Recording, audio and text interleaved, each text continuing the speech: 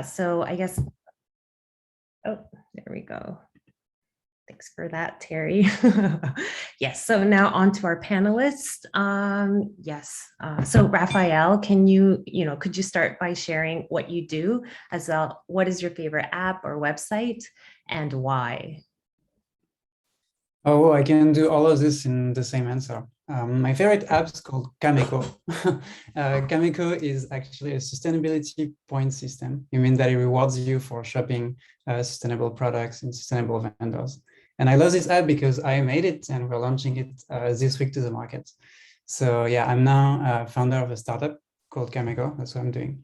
And prior to this, I've been working for 6 years in a company called Design It, which is a global design consultancy with a studio in Tokyo.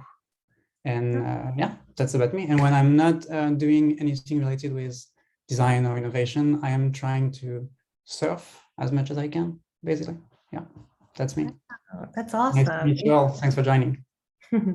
Thanks for sharing that. And how about you, Nando? Could you share, what you do as well? What is your favorite app or website and why? And I guess when you're not doing UX related stuff, like what do you do in your pastime?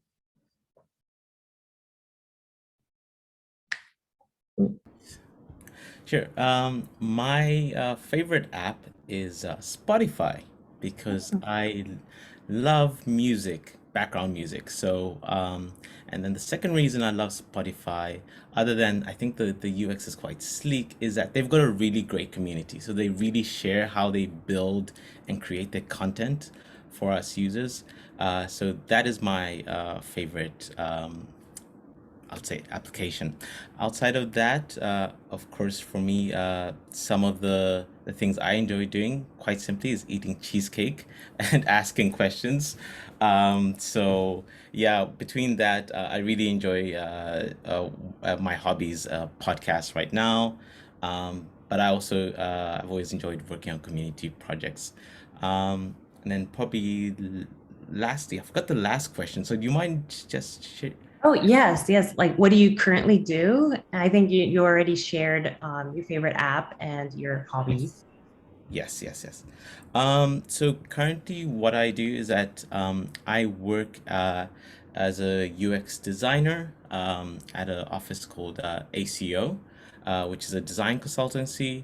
But my background is in architecture. So another part of the things I do right now is to combine those two, so to combine the world of digital services with architecture, and what that simply results is in smart cities. So yeah, UX design and smart cities. Got it. Thank you so much. And yeah, how about you, Emmy? Yeah, can you share what you're currently doing, what your favorite app or website is, and what do you do in your free time? Yeah, thanks for hosting and moderating this event, Nicole. So nice to meet you guys as well, Raphael and Nondo. Yeah, two very talented design leaders here as well.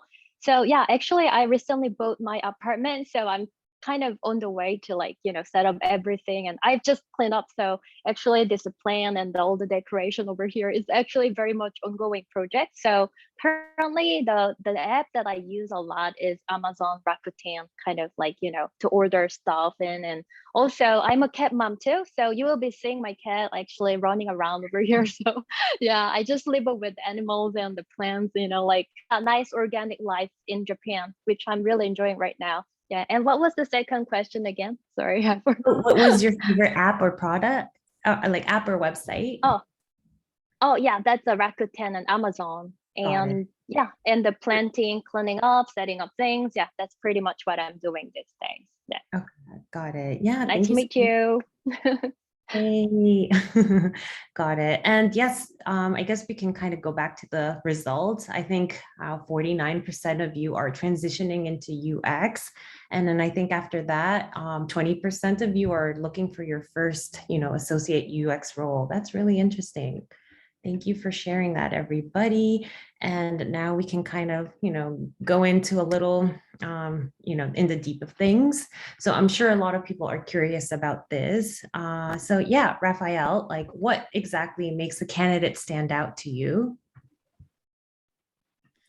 Okay, I guess I'll speak more from the perspective of a design consultancy, where I've been for a little while. For a startup, for a consultancy, I think things are a bit different, and my experience is more around being in a design studio.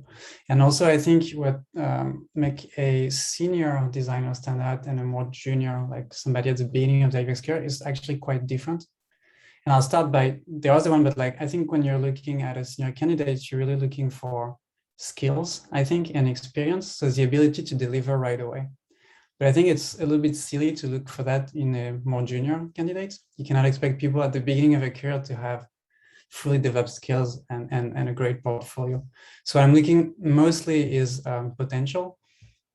Actually, one thing that's going through the opposite again, a really red flag is having somebody with a brilliant portfolio, but incapable of explaining it. So I'd look kind of like for the opposite personally. Somebody who has a portfolio who is very honest and very realistic for somebody at the beginning of their career, but who really can walk you through it in a very articulate manner, and where you can see that they're really in control of the design that they've done. And not just hopped on a big project that was fancy, but without necessarily knowing what was happening. Got it. Yeah. That's amazing. Thank you for those insights. And how about you, Nando? Like, what exactly makes a candidate stand out to you? I think from my perspective, saying that I'm right now, or actually a year or so ago, I was traveling through the journey as many people are here, where transitioning into the role of UX from another career. I think from the perspective of someone entering into the industry, I would like to say your previous background probably is what's going to highlight or appeal to people, what I try to appeal to, at least in my case. And the reason I say that is UX includes a large skills of skill sets and knowledge, but also at the end of the day, the user is quite broad. And I'll give an example. Let's say you're a teacher moving into UX. The best thing a teacher can do is that you know how to explain context and complicated information to maybe a child, a high school student, and that ability of both communication, understanding what the other person knows in terms of knowledge, is highly profound and important in how UX designers deliver content. If you think of copywriting, that would be a perfect role where you'd use that knowledge. So I think 100%. First thing I would like to say is that when you're in the process of looking for a job and you want to appeal to someone's senses, start with where you came from. Don't erase that from your past. It might end up being your selling point. Yeah.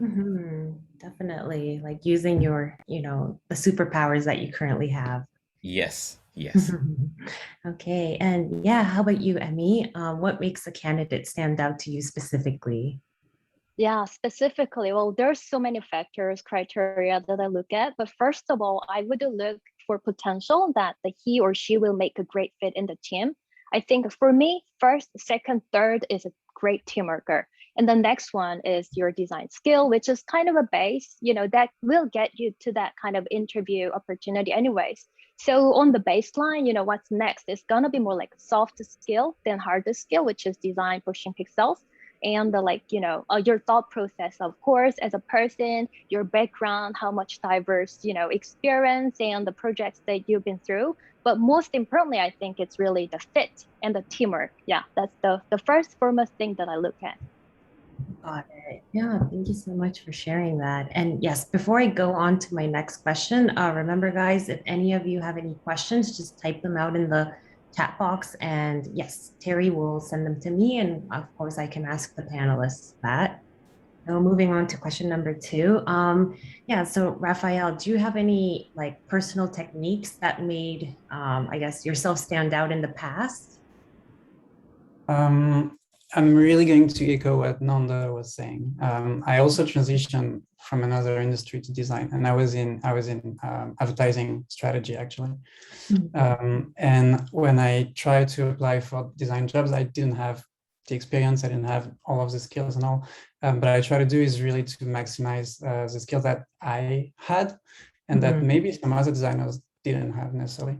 And I think coming from a more strategic background, I could, talk to clients, understand business, do things like that, that a lot of designers who come from maybe design school or other areas were unnecessarily so yeah, easy to do for them. So that was really my advice, like valorize the thing that you do have. And just like a very concrete tip, but when I built my first portfolio, I'd never worked on an end-to-end design project. Where you start with research, understanding the situation, and go all the way to like delivering and implementing. But I could split the process into different chunks and show how my previous experience could help me to deliver on each one of them. So I showed a marketing research project, which could highlight my research skills.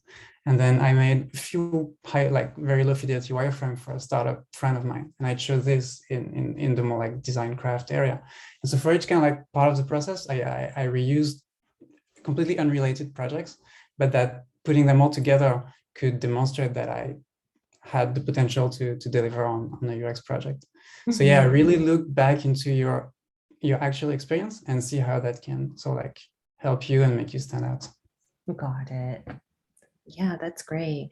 How about you, Nando? Did you have any personal techniques that made yourself stand out in the past? I think one thing that I had to adjust for, so I'll probably say the adjustment first. I was doing my transition into UX during COVID. And before then, my really good technique, which I brought in from architecture, was I was able to present myself. I could use word lingo and describe the beautiful design to you, and you'd be like, wow, okay, you kind of know what's going on. But in the world of Zoom and Google Chat, all this disappears because you have a bad connection, or in the case of Japan, someone might not be a native English speaker. So what I did found though was from architecture was the use of images worked really well. I love drawing, and that's my thought process. And through that, I was able to explain a process. And maybe the last thing I would say is that when you present yourself in a project, present it as a narrative. And in a narrative, you have a beginning and you have a structure to it. And I think that makes it easier for someone to actually jump in and follow what you're doing. So that's a skill I picked up from architecture, and I continue to use. And I find that if you're doing it again during this COVID era, and in between maybe things go up and down, to give us some very simple images, you can, get your message across. So those are some of the techniques I think are very useful. Got it. Yeah, thank you for that. And Emmy, did you have any personal techniques that made yourself stand out in the past? Well, personal technique, I would say it's a bit similar to Nando's, answer. So I'm from marketing, some other, different background, and I meet a lot of candidates for UX design.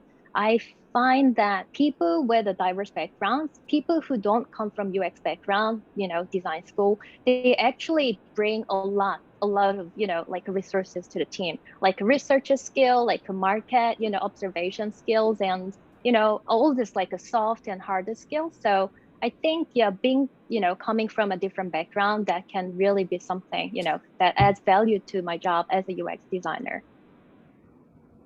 Got it. Yeah, thank you. Yes, so we're going to be moving on to question number 3. So all 3 of you have experience working in UX all over the world. So of course, we're going to start with Raphael. So a difference between job hunting in Japan and outside of Japan. Can you name some of your experiences that you've encountered? I really don't qualify to answer that question. I never job hunted outside, for design for UX outside of Japan. Actually, my first UX job was in Japan. And since then I've recruited people in Japan. So I really have no idea about outside of Japan. Okay. But maybe I can answer something different, like how I found a job in Japan. It was my first design job in a country where I didn't speak the language and had no reference.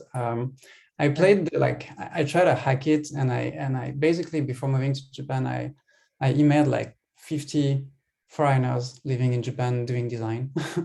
And each one of them, out of 50, maybe 20 replied. Out of 20, I had a call with 10 of them. And their insights were great. It really helped me to understand how to break into that weird market.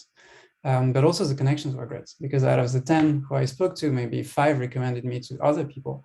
And when you're introduced by someone to an interview, they see you with different eyes, which is not very fair. But when you need to hack the system, that's how you do.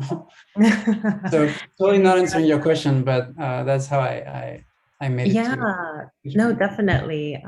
It's ironic because I know we're having this, hacking the UX process. I'm currently job hunting as well, and I definitely feel some barriers already. So yeah, thank you for sharing that. And how about you, Nando? Do you have any differences that you've experienced between, job hunting in Japan versus outside?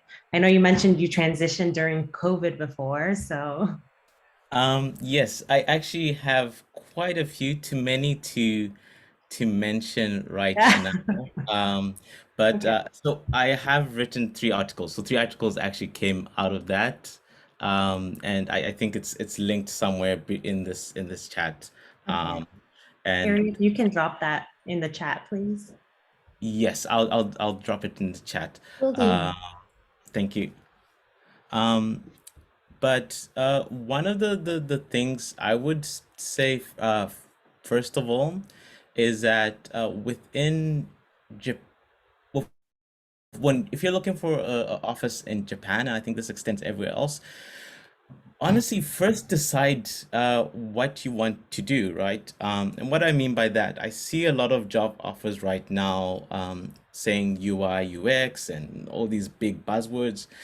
But from the perspective of a hiring company, some would more like someone to be either UI or, in our case, in our discussion, UX designers. So if Mhm. you're applying to a consultancy, it might be more specialist role might be more important. If you're aiming to join a startup, maybe a generalist role might be important. Or if you're aiming to go into a larger organization, maybe a role beyond, let's say, UI and UX design, more into service design. Um, Fundamentally, all 3 of these roles touch each other and connect with each other. So, again, it's really important to understand yourself, what you'd like to be. And I touch on what Raphael mentioned earlier is like get into the community, find mentors. This is to, for example, a great platform. We also have the Slack channel, of course, where everyone's around buzzing, sharing information. And I think all of those give you a lot of context into the what the job market is. For example, if you're looking to Japan, and last thing I would say is walk in and just talk to people. And I have to be really candid on this. I literally realized I come from Zambia, and in Zambia we have secretaries, so you can't walk into someone's office. But I found out in Japan there was no secretary, so this was slightly before COVID, and I would just walk into offices and say, "Hey, my name's Nondo. I want to do UX and stuff. Do you want to chat?" And people will be shocked at first, and then 5 seconds later, Japanese hospitality kicks in, and here's some tea. Let's figure this out. And I think that together is a very positive reinforcement. So just to reiterate it again, one, understand first of all what you want to do a bit of research, talk to some mentors, join the community, and lastly, yeah, explore, take a chance, say hi to some people, and you never know what might happen. So yeah. Okay, thank you for that. And Emmy, do you have any experiences, I guess, job hunting in, outside of Japan versus in Japan that you can kind of highlight for us? Right. I have an experience actually looking for a job back in California and also one in Japan right now. Actually, I changed my job in Japan like once. So yeah, I think I've been going through all the job search process myself in Got it. 2 different countries. So it was Yeah. actually a little bit, challenging for me. But one thing is that these days we have online platforms like Indeed and LinkedIn. I think in LinkedIn it's really brilliant tool. So actually, recruiters, they find you and they hook you up with all these jobs first. So before you actually reach out to them. So I think it's really brilliant tool. So I think it's important that you get connected with the right recruiters because there are some good recruiters and some not so ones. So try to, make a friends with them and see what kind of information they have in the market. And like back in the US and also in Japan, it's a two different dynamics. So in Japan, yeah, I mean, like, like a word of mouth thing, like a kuchikomi, that works a lot in Japan, especially. So you try to build, network with a certain community. Usually Japanese and English speaking communities in Japan, they don't really mix well. So you want to make a friends with both communities. And if you want to, like, yeah, your strategy should be, is it going to be Japanese or, multinational companies? So depending on where you want to be, Japanese companies, obviously you want to make friends with some people with some domestic experience and portfolio. They have their own culture and some, there's some culture, local content there.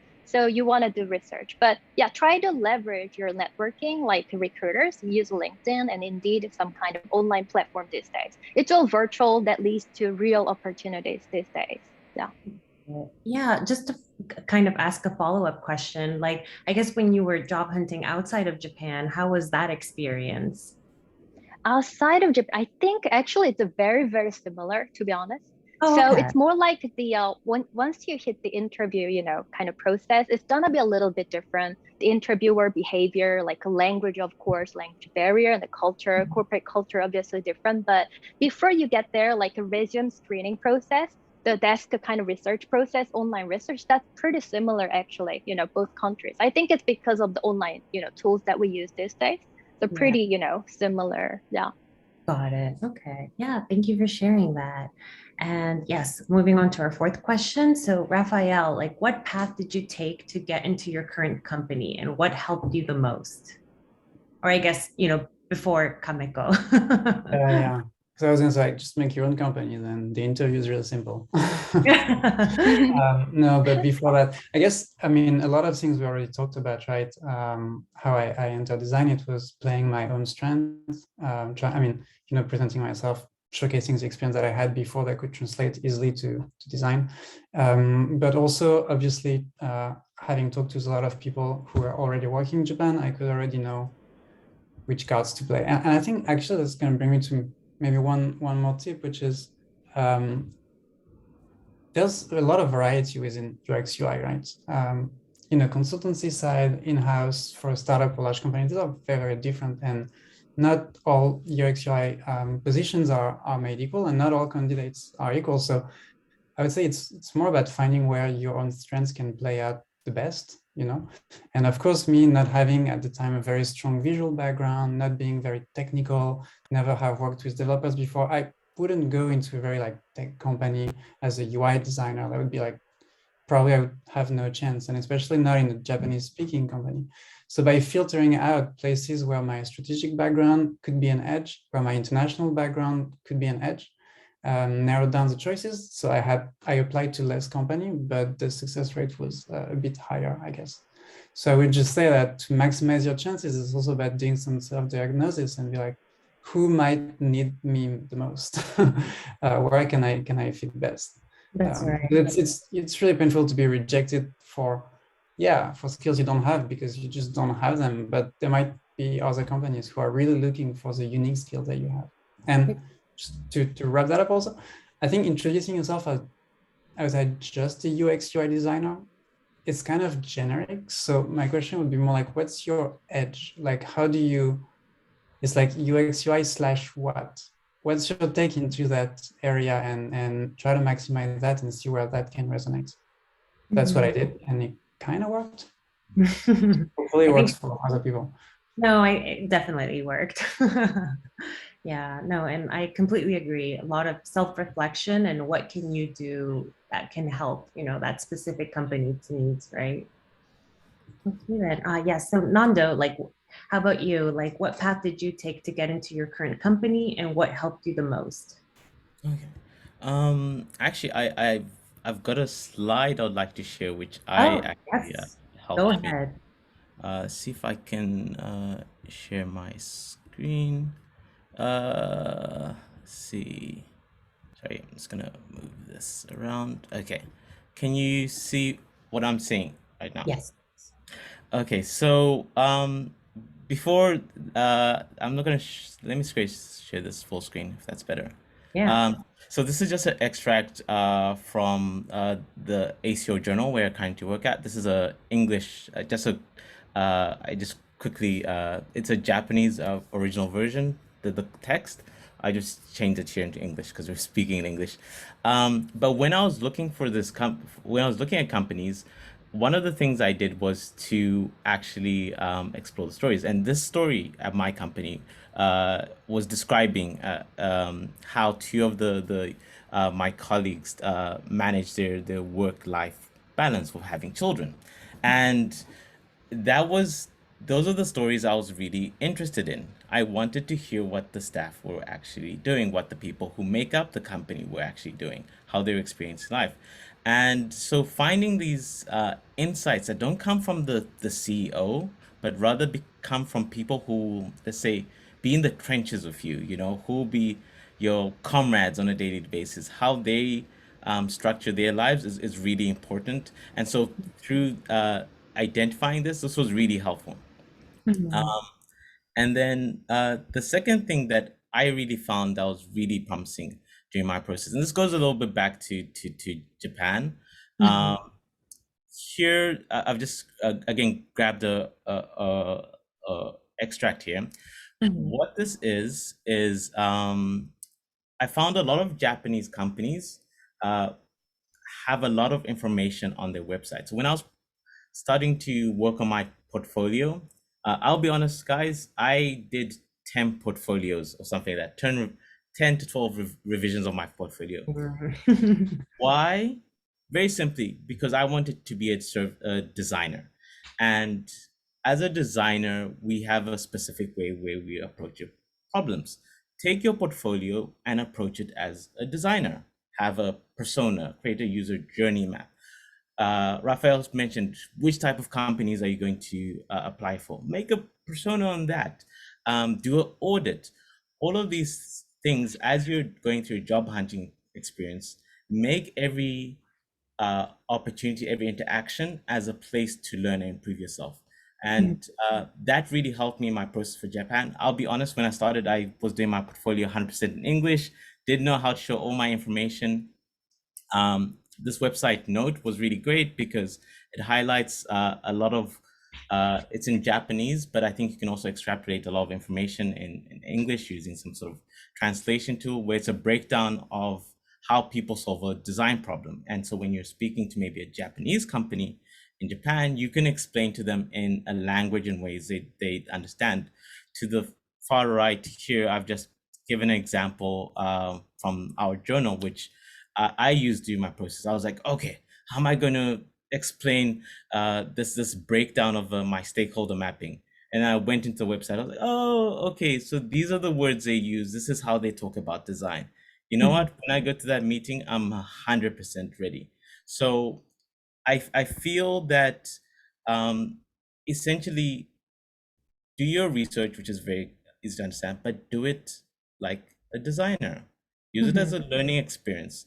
Don't be afraid to fail. And the last thing I will say is that in Japan, as I said, there's a lot of content online from companies who go very deep into explaining their process. So leverage that to your advantage. And of course, never be afraid to throw some Japanese in the conversation as well. So yeah, that's it for me. Thank you. Yes, we'll get back over here. Yes, okay, then now going back to Emmy. Yeah, so do you have any path that you took to get into your current company and what helped the most? Oh, actually, I think the opportunity visited me rather than I try to discover that opportunity myself. Oh, I think it okay. comes with the career, path because at the right moment, there are some milestone kind of points. So after like the 3 years in one company, 4 years, and you start with a junior designer, mid-level designer, and senior, and you want to be manager and director Mhm. and the leadership. So I think I've gone through that a little bit shortcut because I started somewhere else like 12 years ago, and I ended Mhm. up in design. So I had to really accelerate the career path. So at the right moment, you know, people know that, oh, this is the right timing for her to make a career transition. So I think I had the really good recruiters who are like mentors to me. Actually, they came and advised to me, you know, what about, you know, changing, maybe, you know, making transition right now. So I think, yeah, I mean, knowing good recruiters, that really helped me, yeah, to make a good transition so far. Got it. That's great. Yeah. Okay, then. And yeah, we're going to go to our final question. So, just a reminder, guys, for the people who just popped in, if you have any questions for our panelists, drop them in the chat. And yeah, Terry's going to collect them and we can ask your questions to them. So, final question is like, if you could go back in time when you were a junior UX designer, what would you tell yourself? So, we can start with Raphael. Wow. A couple of things. The first thing I'll tell myself, you know nothing, so please chill out. Like, I think I knew nothing back then. And I thought I knew everything, but I didn't know anything. Yeah. So that was a very personal thing, but I would tell myself like, hey, just, you know, be humble. But something that more people could maybe relate to, I would say like, I would tell myself, don't be afraid to experiment and be a bit adventurous. Like, we tend to think of careers as very like linear paths, you know, where like, you know, you go like step by step, promotion after promotion into that very, very straight path. But I think like what 50% of people here are transitioning. So, you know, it's not true, right? But hey, here's the thing, when you enter design, it's probably not going to be your last job.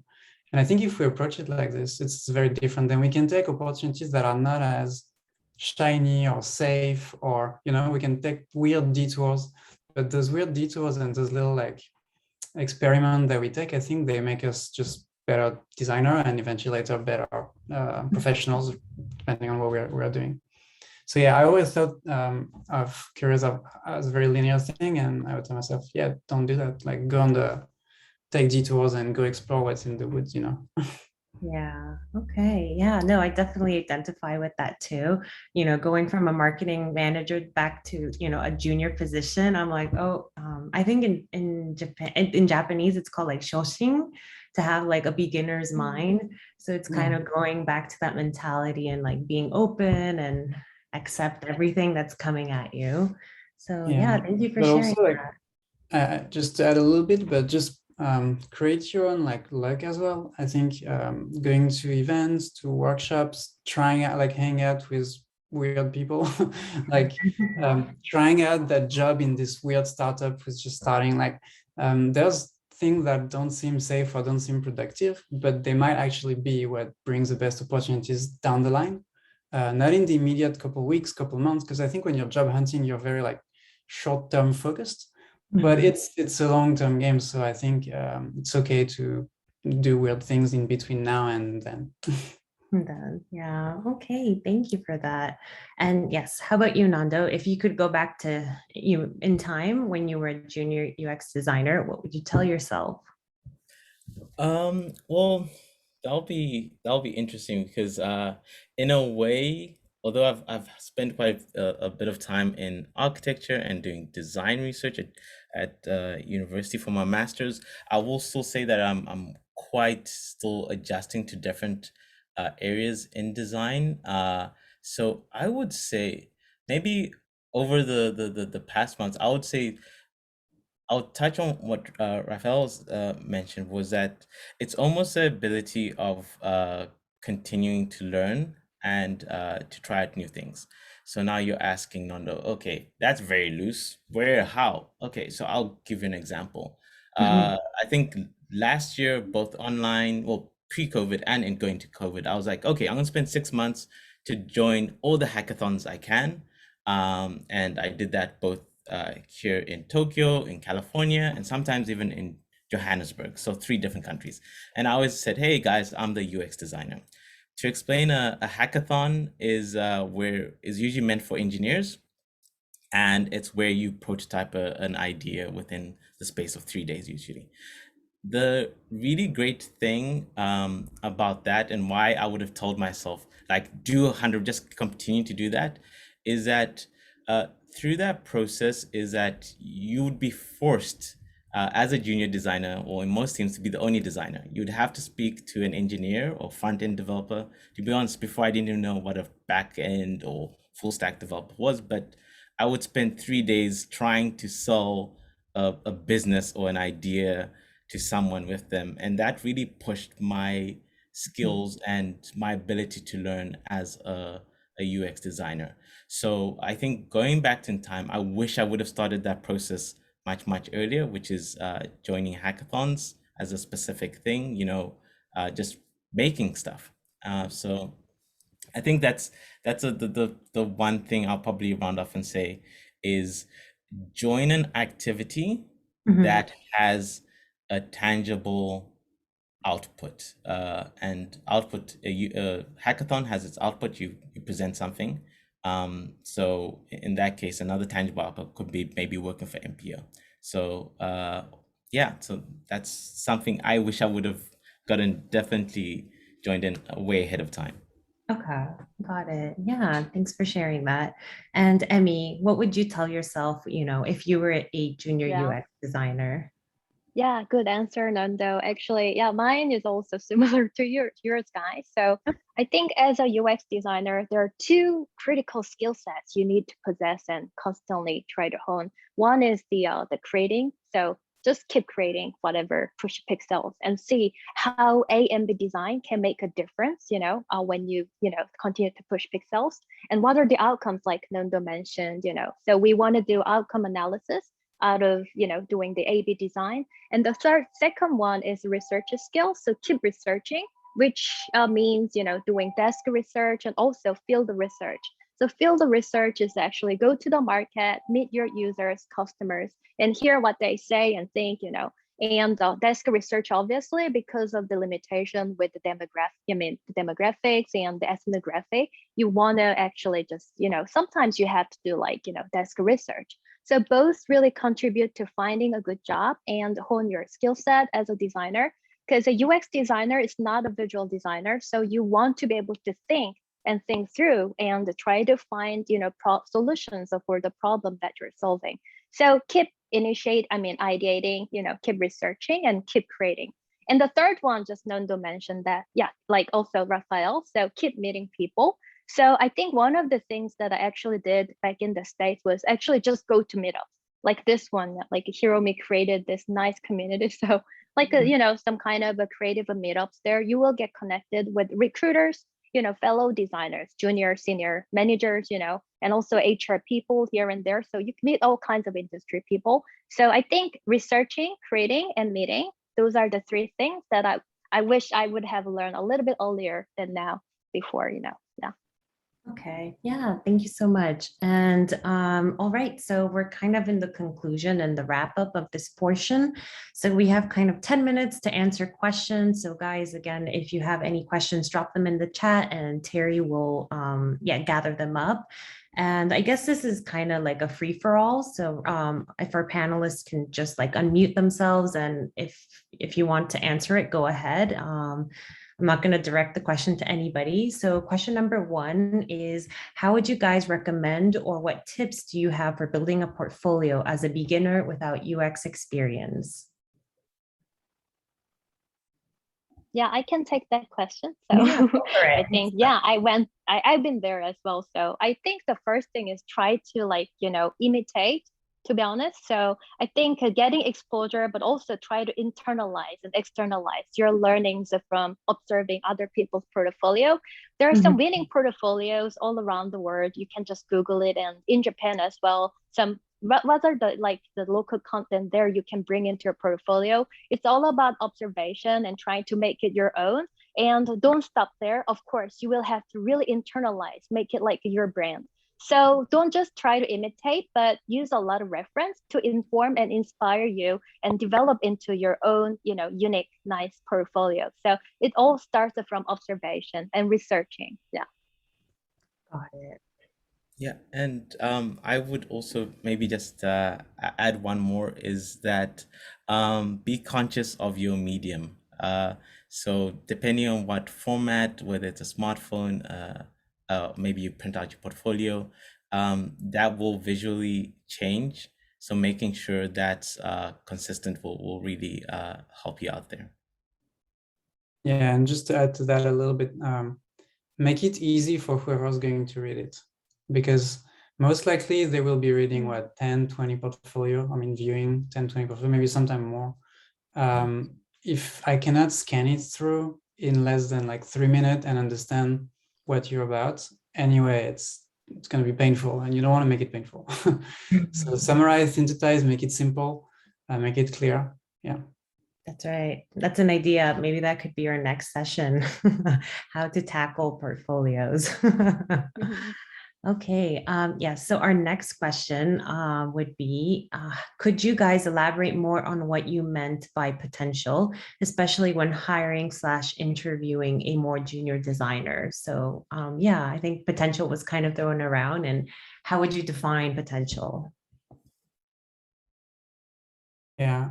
Anybody want to go? I can. Yeah, I think anybody? okay, I mentioned it in one of my answers. That's why I was saying, like, when you're hiring more senior people, you're looking for skills and experience, making sure they're ready to deliver, you know. But when you're hiring junior people, people early in their career, of course, you know, you cannot expect them to just be plug and play into a project and deliver. So I think by that, I mean that whatever you have in your portfolio, I think we're going to look more for, of course, some foundational skills. You need some very basic hard skills like design craft, but not that much. Actually, it's more proving the ability that you've learned a lot, you're a fast learner, and you understand the thought process behind your choices. I think that's what I mean for me. Potential is like, if you join us today, you're going to be a better designer in 3 months. But if you join us today and in 3 months you're going to be the same designer, then there's less potential. Yeah. Got it. Yeah. Does anybody else have any other definitions of potential? Oh, maybe I can add it to that one. So yeah, you just mentioned a little bit about like, like motivation. So yeah, I can see that passion in the candidate, just like the moment that I met that person. It doesn't matter, it can be online or offline. So I can kind of see if the person is willing to learn, if the person, even if the person is a still junior. So what kind of motivation he has and what drives him actually. And is it the person constantly curious and willing to take up new challenge? So that kind of motivation, it ultimately lead that person to have more potential for something more and bigger. So I think that inquisitiveness, curiosity, and the willing to learn and act on his, motivation, I think that's one of the factors that I always look for in a candidate. Yeah. Got it. Yeah, and maybe I'd also just like to add is that for if you're looking for a position in Japan, most companies, as you know, it's harder for a company to fire you in Japan compared to other countries. These are the laws and regulations. And so much as everyone has mentioned here, the ability to be teachable is really important, and also the ability to understand your goals in the next 2 to 3 years or 5 years. If you can share that thinking through your portfolio or when you're speaking to people, I think that is a really strong appeal to local companies here in Japan. Got it. Okay, great. Yes. So moving on to our next question. So any advice for those pursuing UX as their first role, not having other career experiences beforehand, only higher education, and it says like bachelor's in a different field?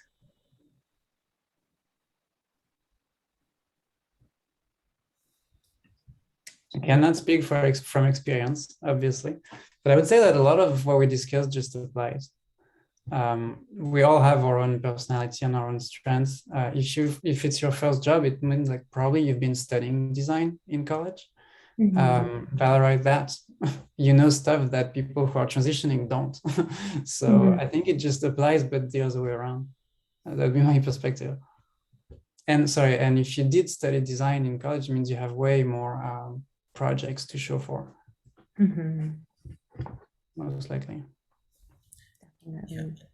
Yeah, and I came into design through doing research probably at a master's level, so I don't have which is slightly different from a bachelor's level. I think you get a larger field of vision of design and all the careers from industrial to digital. I do think though, when you make the step into the finding outside of academia. The biggest question, and this also depends on the university you went to, is how almost feasible are some of your ideas? And what do I mean by feasible? I mean, will a real person be able to use it? Or will it work in a specific city? I think with education, the nice thing about university is that you're allowed to explore. Um, when you're going to when you start working, there are metrics, there are KPIs, there's time and all this jazz. And fortunately, you're not asked to understand all of this, but you're required to kind of have that at your periphery vision. So I think that is the biggest thing you're probably going to notice switching between the two. And my advice to that, going back to what we previously said, is mentors. And then the second thing is internships are great. Those also work really. And if you can't do a full-on internship, I think some offices also allow you to do day visits or shadows, like where you spend a day with a designer and you get a really good idea of what it's like to be in an office. Got it. Yeah. Okay. Our next question is like, how do you guys set goals for yourselves in your career? And where do you see yourself in 5 years? Ooh. Yeah, I can take that question actually. So Yeah, yeah, those- unfortunately, the UX industry keeps evolving. So you want it to be, well, when I get this job, it's gonna maybe keep paying me for the next 10 years. Actually, it doesn't happen. So you will have to keep researching what are the buzzwords, what are the trends in the UX industry. There's a global trend in the UX market. There's a local trend in Japan. Unfortunately, Japan is a still very incipient stage when it comes to user experience. So you want to see how they're trying to break out of the UI mentality, flat design, to the actual experiences space. And then there's a trend with omni-channel, multi-channel, and also like, customer experience and some other experiences there, like employee experience and something else. So all this experience ecosystem you want to go explore. And the best thing is you keep researching on the, the latest trends. And you're gonna start seeing, what should be your next career step. It's a very, very natural. It's gonna just come and start showing in front of you. So yeah, I think looking at the general market trend is very important to help you define your next career strategy. Got it. And where do you see yourself in 5 years, Emmy? Yeah, I would say customer experience, because it's gonna go beyond user experience, which is like a tiny, mobile screen. So it eventually will go out of that little space, and it's gonna be more and more integrated channels, online channel. And well, I don't know. Yeah, the future is waiting for us, which I don't know. So it's all about ambiguity, really, which is really exciting. Yeah. Got it. Okay. Yeah. Anybody else wants to answer this? Like, how do you set goals for yourself in your career, and where do you see yourself in 5 years? Yeah, I can add something. I have a slightly different take on that, so I think it could be interesting. I'm more like driven by my personal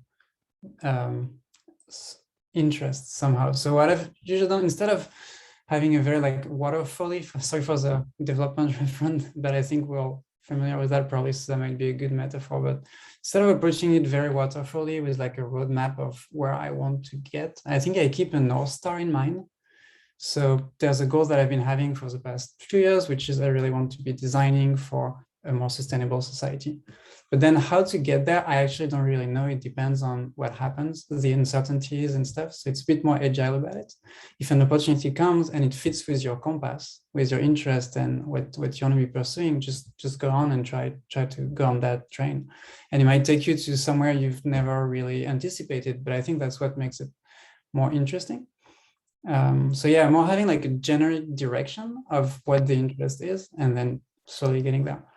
I never plan on, I thought I'd always be a design consultant in a consultancy forever, but it turns out I left my job and I started a startup a year ago. I don't think I would have anticipated that, but it turns out that's what made most sense for what I'm trying to achieve. So give it a try. Right. Life is unexpected. Yeah, I should embrace that and not trying to Very make true. Yeah. It's all exciting. Yeah, definitely.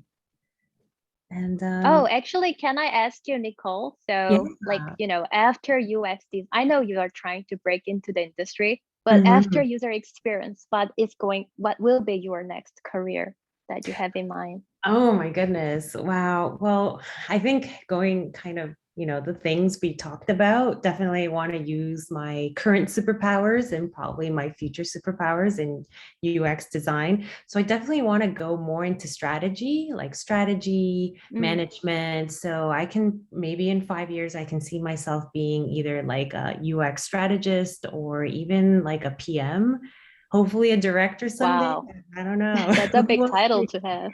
Yeah, Yeah, it's all interconnected these days. So, yeah, good to exactly. know. Yeah. Exactly. Yeah. So yes, thank you for asking that, Emmy. Like in the bottom, at the back of my mind. Okay, so one of our audience members is wondering what the panelists think about 3D interaction design market in Japan. Um, yeah, maybe I'll take the first one on this. One of the areas I've been looking at is one of the trains I'm getting more knowledge in and getting more involved in is in the aspect of course, the metaverse is a really big topic this month. Mhm. But prior to that, a lot of companies have been looking into AR and VR. And I think it was about a few weeks ago, McKinsey's had a really great article, actually a white paper on this, on the growth of the VR and AR market within Mhm. Japan. And I think it's definitely growing. But there is a very interesting user base that needs to be approached in this. So I'm just going to give you a problem and kind of give you an answer. This is not a project, it's just a. So let's say, for example, recently during COVID, Japan has a large demographic of elderly people. They that haven't been able to see their family or their children or their loved ones. Reason being, of course, with COVID, they are, if you're elderly, I mean, their health issues, right? And Mhm. this is a space where VR could interject in that it could recreate a connection in between a family in a spatial way. Seeing something on a 2D screen doesn't give you that same experience. Where in VR, virtual reality, you have spatial awareness, you have sound awareness. And I think that is a really interesting direction within the local market. But then the question still comes back is that you're now designing for someone who's 60 to 70 years old. And Mhm. that is difficult because first you have to think about the VR as a three-dimensional thing. Okay, Mhm. yes, I'm an architect. I love doing that, so that's okay. But that might be new to you, right? Or another question might be is that how do you onboard someone who's never even maybe I know in Japan, okay, names the garake, I think sorry, my Japanese is sometimes up and down and terrible, but someone who's experienced this their own whole life to physically putting on something on their head, and that is a very Japanese opportunity. It addresses a Japanese problem, and it asks a question in the realm of UX, existing UX with people, and then the potential, which is VR, spatial audio Mhm. experience. So yes, very exciting stuff that potentially could take on in Japan. And I don't have that report, but hopefully I can link it. It's an amazing report looking into the VR and AR market in Japan. Definitely a really growth area, especially in the next 20 years. Yeah, definitely. I mean, I'm not an expert, but I know gaming is a big industry in Japan, and probably AR and VR is probably mostly used in that, sector. So yeah, yeah, I wish I could say more to it, but maybe we'll invite another, gaming expert into this session and explore that a little bit more. So yeah, we're going to be moving on to our last question. It's a little bit long, so let me know if I need to repeat it. So since current UX UI depends a lot of, the specific technological mediums we use to experience and interact, like web, mobile, where do you see the industry and job descriptions going in light of the convergence of a lot of key technologies such as AR, VR, MR, avatars in the context of the upcoming metaverse? Yeah, I think it connects a lot with what Nando just said. Yes, in a way, but I'll keep it short, and I think I have maybe a point of view not everybody can agree with. So let's see. But for me, it makes absolutely no difference. The way I see design is it's agnostic of technology. I think you're just here to solve a problem with some, creative problem-solving processes, taking into account the possibilities of technology with human needs and very often business needs. And this is what we do. And I think whether it's through a small screen, a big screen, a 3D screen, or no screen, I work not necessarily in like VR and AR, but in projects that had no screen at all, like they're purely physical design project, some others that were hybrid and all, and it doesn't make such a big difference. I think it does when you go into really like the implementation of that. There are certain best practices in each technology, and you might want to have certain designers that are very expert in certain technology. But personally, where I see it is there's a layer that is very common to it. And especially if we're talking about UX, I think more than purely interaction or visual, I think it should be able, a lot of the practices should be able to transfer from technology to another, because it's not about how to use that technology, is how to bridge technology with human needs, business needs, and that's basically always the same mental mechanic, I think. Okay. That's great. And yeah, if everybody doesn't have anything else to share, we're going to kind of conclude the session. So once again, guys, thank you so much for spending your time with us. I'm going to be wrapping this up. If you have any other questions or feedback, please feel free to send them in the Slack group. And Teresa is going to send some links regarding that, specifically about joining the Creative Tokyo group. There's the website, there's the Slack, and also as being a UX designer, we love feedback. So if you can also tell us how to improve our sessions, or the structure of our of little panels like this. Also a big thanks to our panelists. So Nondo, thank you so much for coming here today. Teresa's going to drop, I think, Nondo's contact information, and specifically, his amazing posts he has done about job hunting. Also, Emmy, thank you so much. We have your LinkedIn as well, and we're going to drop that down as well. And yeah, Raphael, we're also going to drop down your LinkedIn in the chat. And also, yes, we're going to drop down the Kameko. We're so excited to hear about, your product and trying to make life a little bit more sustainable. Yeah, if anybody has anything else to add or any concluding remarks, let me know. And if not, then I think maybe Hitomi can start playing maybe some music while people slowly slide out of this session. Thanks for the moderation, Nicole. Yeah, no It was problem. great chatting with all that you was guys. so good. Yeah, this was really nice and insightful. I'm glad to be here. Yeah, no. Big thanks to of course Nicole for hosting us, and I know Teresa and Hitomi in the background also making sure in the background. Big thank you, guys. Yeah. Hitomi, Teresa. They loved you guys. They were like, "Oh, love that tip. That was amazing." Yeah. We'll have a quick 5-minute post, like a session, just to talk about how things went. So 49 participants still. Goodbye. Thank you so much for coming. Please join us on our next event. Thank you, guys. Have a good evening. Good evening, Bye-bye. everyone. I like the song. Hi, yeah, the song's good.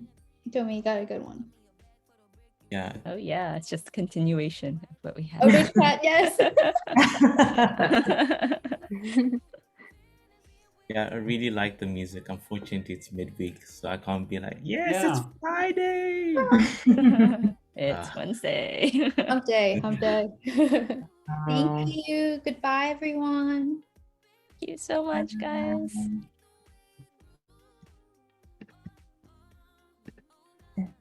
Create your luck. Raphael, we have to make that into a shirt. Yeah, I create think your we own should life. like start creating Sure. swag. We're still recording.